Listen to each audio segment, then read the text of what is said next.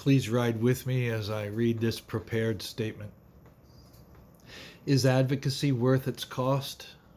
Does the Constitution have value? Does it matter if the principles we claim to protect are treated as conditional, negotiable, or disposable when circumstances become inconvenient? These aren't abstract questions. They're questions about what we're willing to preserve, what we're willing to sacrifice, and what remains meaningful if the foundations that allow us to measure value are no longer recognized. Sovereignty is one of those foundations. The question of sovereignty appears repeatedly in our world today. It appears in discussions regarding states, nations, borders, and international relationships.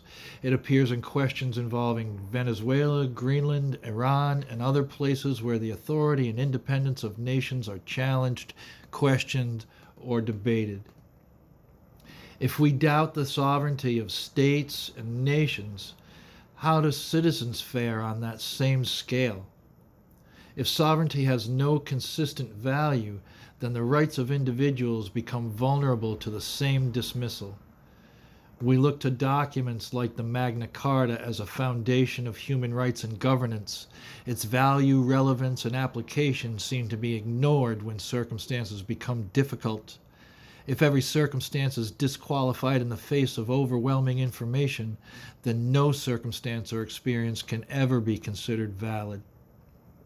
If the value of sovereignty is in doubt and every condition or experience can be dismissed, then there's no shared reality of humanity. Without a common reality, there can be no consensus. Without consensus, there can be no agreement on cost, value, worth, or even relevance. In the absence of consensus, anything can be dismissed. That's the danger. I seek to preserve the rights of others. The ends don't justify the means if the means strip me of my humanity or strip the humanity of others. Human lives are not games to be played. They're not assets to be traded. They're not chips to be cashed in. Our country isn't a casino, and we're not an ATM. The value of a human being cannot be measured by convenience, profit, political usefulness, or power. My concern isn't the absence of information, but the absence of accountability. I believe justice isn't rooted in punitive action, but found in corrective action. There's no justice and no healing when the conditions and circumstances that cause the harm remain the operating structure and function of our society. I stand outside of politics and religion for this very reason. The language of politics often protects the process and the politicians while providing insufficient protections for the people. The language of religion can protect the abuse and protect the abuser by asking for forgiveness while allowing unchanged practices and behaviors to continue. I stand against the harm caused and against the structures that produce and sustain the harm. Systems seek, recruit, and reward those who endorse and engage in the exploitation of people and resources to ensure continued gain and profit for the established structures. Those who participate may unwittingly support, sustain, and perpetuate systems of harm. Attempts to change, repair, or reform these systems from within often strengthen the system's defense of itself. The system's reaction is like an autoimmune response. It protects itself from perceived invaders. We've seen examples where voices that once supported a system became marginalized or physically silenced when they began challenging it. We've seen this dynamic recently reflected in public life, in government institutions, and the dismantling or weakening of organizations created to protect the people. These institutions include, but aren't limited to, departments and agencies established for education, health, public services, and consumer protection, and the protections of civil rights. I can't be a politician while politicians enable the dismantling of protections, rights, and liberties. I can't embrace or practice religion while religious institutions support, endorse, enable, empower, and even champion the very harms and abuses that their teachings claim to abhor. My hope was that our representatives would find the language necessary to become the voice of their constituents. That hope is to be proven false. Our representatives have not only failed us, many have abandoned the responsibility entrusted to them in favor of preserving the very systems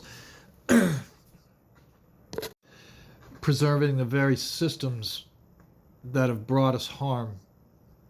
I don't deny that these practices and conditions have existed throughout our history as colonies and as an established country. The existence of past failures does not diminish the importance of this moment. It increases the importance of confronting our failures of accountability. Those lingering and lasting examples are not excuses, they're evidence. They demonstrate the ways systems can protect themselves over the prosperity and dignity of the people they're supposed to serve. I've witnessed examples of true courage from people who remain hindered by systems specifically constructed to prevent meaningful justice and accountability. I've witnessed heroes and champions of humanity who are actively and intentionally silenced by the very structures we all live under and contribute to. Even when we seek a greater good, I have to acknowledge that I can participate in outcomes that create greater harm. That realization brings me to my own responsibility. I took an oath when I was still a child. There was no Bible.